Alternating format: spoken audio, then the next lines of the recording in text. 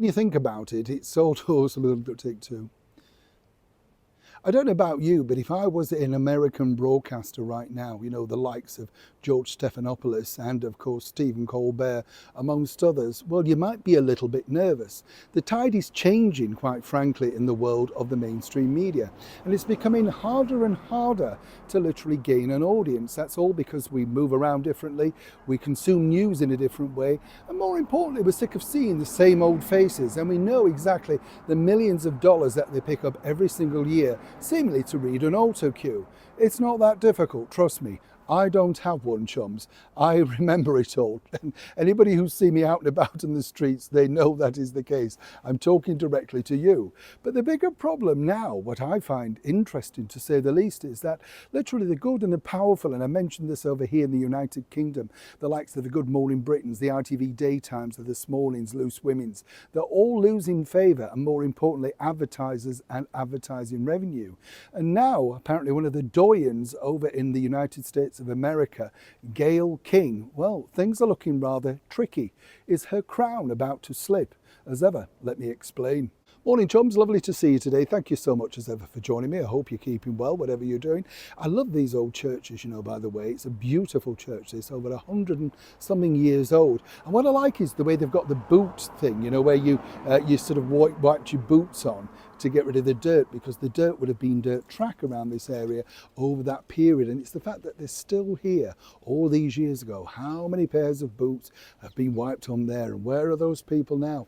It's a fascinating aspect of history, isn't it? We're all just passing through, as I say.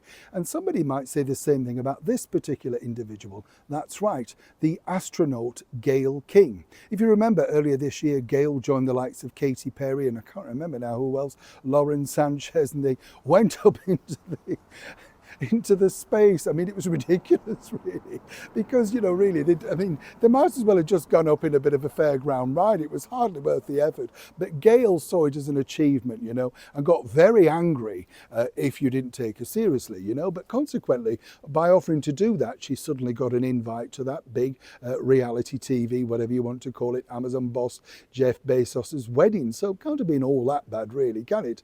The bigger problem now is, as you know, Gayle is literally plummeting in popularity. She is the host of the CBS morning show, which is Breakfast TV. You see, about a year and a half ago, she also signed a very big deal to be a sort of, new primetime star on CNN. And this was going to bring in lots of people. CNN paid her a lot of money. And then, like so many others, found out that, in fact, people had already spent enough time with Gayle King at breakfast and had no desire to spend the evenings with her as well. So consequently, this is now a problem. It gets worse when the president of the United States, Donald Trump, weighs in, because quite frankly, he's pointed out that all the woke stories that CBS seem to be covering and the negativity about the way the country's going is not exactly what the public want to hear. Why is this a problem? Well, many might suggest, along with ABC's George Stephanopoulos, whose company had to pay out millions to the Trump charity for getting something wrong, and likewise CBS Paramount had to pay out millions also to the president's charity for once again getting things wrong, and that's putting it mildly. Well, Gayle King, who's on around about 15 million plus expenses a year to host that particular show, well, it's just not making a return. Now, bosses are very fidgety. They've moved the studio. They've done everything in their power to make people come back. But as the president pointed out, and this is a vital point in this particular story, if you put feel-good things out in the morning, people feel energized to get up and go to work and maybe do something to make the country better. If you make them feel worse about themselves, they're liable to just pull the duvet over their heads and stay in bed.